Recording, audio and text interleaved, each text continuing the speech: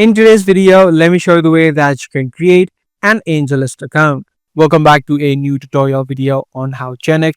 If you're a venture capitalist or an investor that is trying to connect with startups, then AngelList can be a great platform for you. In order for you to create an account and actually connect with startups, you need to visit its official website. So open up a web browser and search for AngelList, and straight away you'll see its web page or the website. You can just head over to it, and right here on the top you can see the option called sign in. Once you're inside of this platform, it's going to say sign up or log in to AngelList. If you already have an account, you can use your credentials to log in.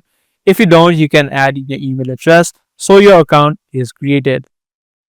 So make sure you add in your email and then click on continue.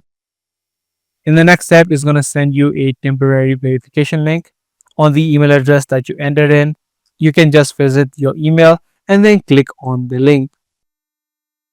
In the next section, it's going to ask you to type in your full name, and you also do have the option of adding in the password so that you can secure your account, or you can also still have the default, which is the email link and code that you just used.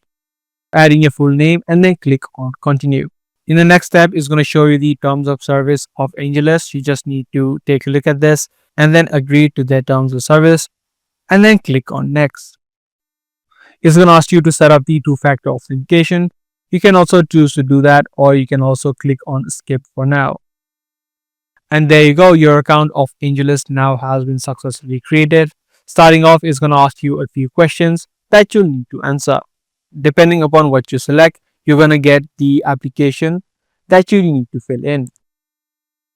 If you are going for an investment for a startup company, then you'll need to fill in all of your information that is actually legal and then make sure that you submit it.